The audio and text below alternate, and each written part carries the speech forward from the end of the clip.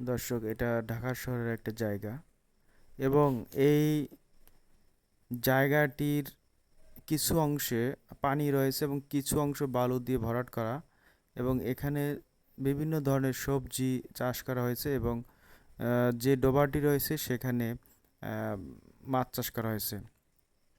তো এই সবজি চাষে বেশিরভাগই জৈব পদ্ধতিতে চাষ করা হয়েছে এবং আহ, পোকা দমনের ব্যবস্থা করা হয়েছে।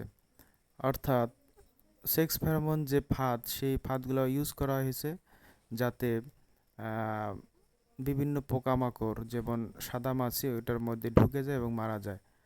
তো দর্শক, বালু দিয়ে ভরাট করার পরে সেখানেও যে সবজি ফলানো যায় এটা হচ্ছে তার বাস্তব প্রমাণ।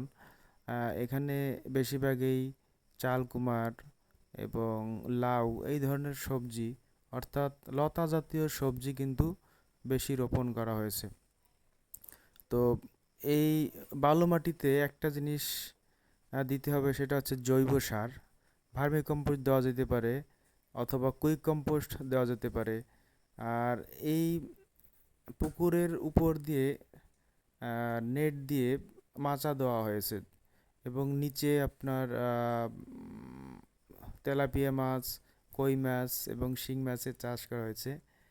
আপনারা দেখতেই পাইতেছেন যে অনেক লাউ ধরেছে এবং এই লাউ আহ, খাওয়ার পরে বিভিন্ন আত্মীয় স্বজনকে দেওয়াও যাচ্ছে এবং পরিবারের পুষ্টি চাহিদা মেটানোর জন্য পর্যাপ্ত পরিমাণে খাওয়া যাচ্ছে। তো তাজা সবজি খাওয়ার স্বাদই আলাদা। বাজারে অনেক সময় যে সবজি গ্রাম থেকে আসে তা অনেক দূর থেকে আসতে আসতে অনেক সময় সবজিগুলোর ধরন এবং সবজিগুলোর কালার কিন্তু অন্যরকম হয়ে যায়।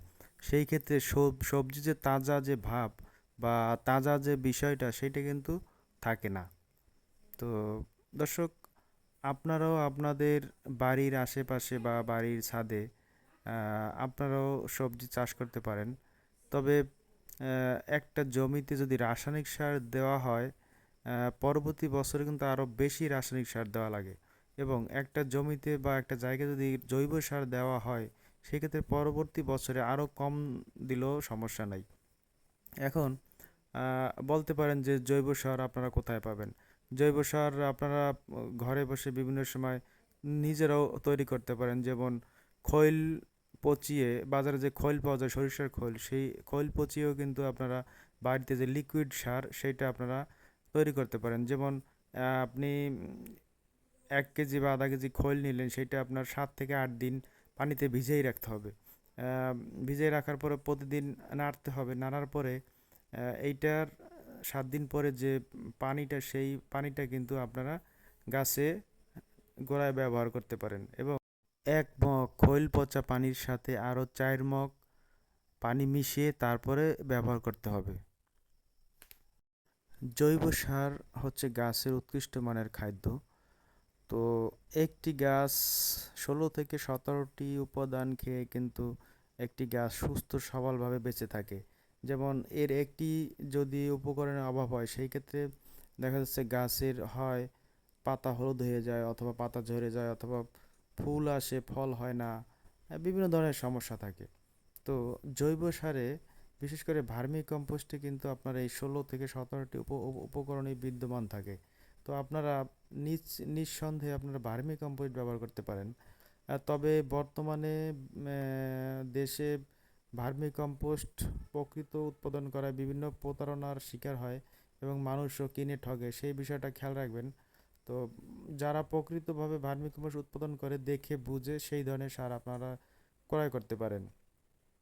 আর যদি বাড়িতে আপনি সার তৈরি করতে চান, যেমন এর আগে বলেছি যে সরিষার খৈল বা বাড়িতে আপনার যে সবজি কাটার পরে যে উপকরণগুলো থাকে অবশিষ্ট, সেগুলো দিয়েও আপনি জৈব সার তৈরি করতে পারেন। তো দর্শক, আজ আর ভিডিওটি বেশি লম্বা করব না। আপনারা নতুন নতুন ভিডিও পাওয়ার জন্য চ্যানেলটি সাবস্ক্রাইব করুন এবং সাথেই থাকুন। কমেন্টস বক্সে আপনি লিখতে পারেন যে আপনার কোন ধরনের সবজি বাগান রয়েছে এবং কী ধরনের পরামর্শ দরকার। সেই ক্ষেত্রে চ্যানেলের পক্ষ থেকে যতটুকু দরকার আপনাকে বিভিন্ন পরামর্শ দিয়ে সহযোগিতা করা হবে। ভালো থাকেন সবাই, আছে এ পর্যন্ত, সকলকে ধন্যবাদ।